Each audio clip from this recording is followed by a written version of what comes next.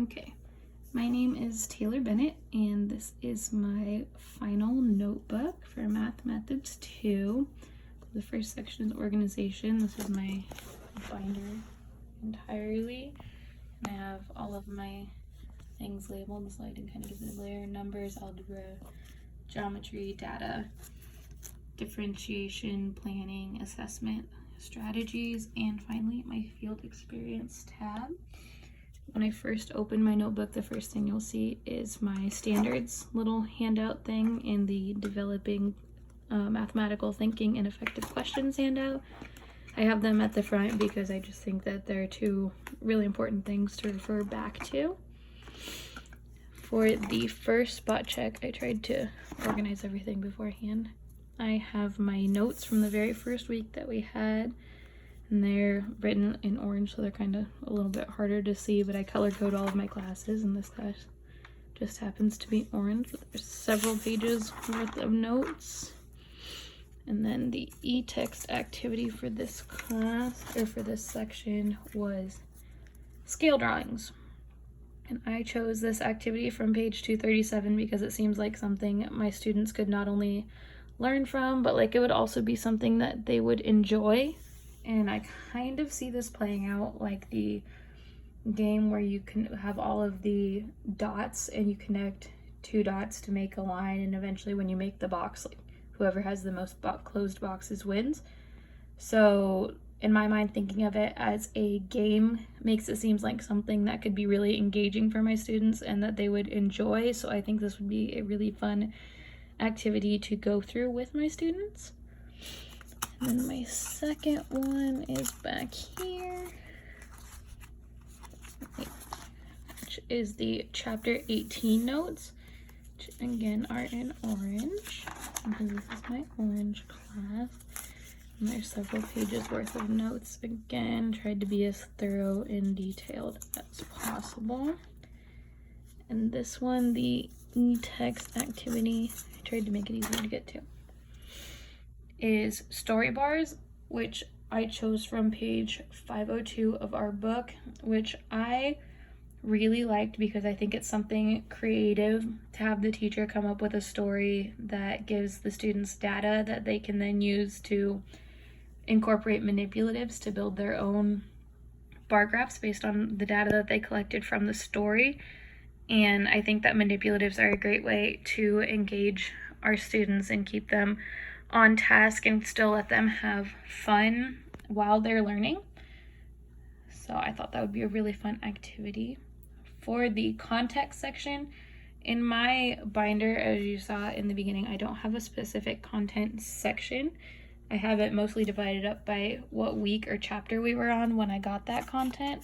But the piece that I'm really excited to use in my classroom one day from the content or the theory of the class would be team building activities from week 4, just because I think they'd be really fun, and I think it's really important to kind of make your class feel like not necessarily a bunch of students, but a big group of friends or even a family. I want all of my students to feel like when they come into the classroom, they're welcome and they're safe, and I think doing team building activities is a great way to build that safe and comfortable feeling amongst my class. And for the ranking the area of importance for the theory, I would place planning first, methods second, then evaluation, then discipline. Planning first because I really think you need a good solid plan before you can get anything done, and in the planning process you decide on your methods that are going to be used throughout a lesson, throughout your day, throughout your year. And I don't think you can really discipline someone until you've stopped and evaluated how the lesson has gone, how the unit has gone, how the day has gone, and then you can kind of backtrack and see what went wrong, what went right, and if something has gone wrong, how to move on from that and how to take the necessary actions of discipline if necessary. For my field experience section, it's probably not the best example of an artifact from this section, but I don't know, looking back at this very first page from when we got our field experience kind of makes me smile because it really shows me where we started, and I have like all of my little notes about our visits and everything. And this was the first time that I got to find out that I'd be working with Ms. Morgan, and it's been a really awesome experience. So I've just really enjoyed it. For differentiation, if I can get to my actual lesson plan in here, I had a section where I talked about differentiating for one of my students who had a stroke as a baby, so he has a hard time using, I believe it was his left side. So I'm not totally sure where it is in here.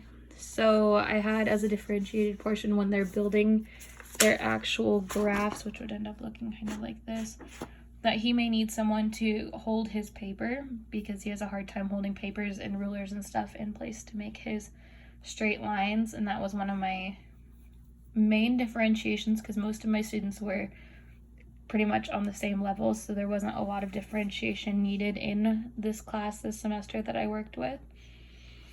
And I guess going back to my actual lesson plan would be my best example of planning in my field experience. I had my sample exit ticket that we used when we did our peer teaching or our practice teaching of our lesson. And I think that would be the best example of where something didn't necessarily go to plan, because as I was doing my peer teaching, I realized that these didn't necessarily line up with the scales with what I was trying to teach, because I wanted my exit ticket to be able to be an example between a scaled and a non-scaled, and these are actually both scaled, just one's by 5s and one's by 2s. And I was able to go from there, and when I actually did my lesson with my class, it went really well. The only time that one of my lessons didn't go completely as planned was a day that I kind of taught off the cuff, and my students were just really talkative, so I had to kind of reel them back in. But overall, I will definitely take this notebook with me into my student teaching experience next semester, into my future classroom, not only as a guide of where I started and where I can go from here, but also there's just a lot of really useful content in here, from my lesson plan that I could potentially use in a classroom again, to the team building activities, and the state standards are always going to be very useful. So I think having this notebook will definitely be a large benefit to me as I get ready to start my teaching career.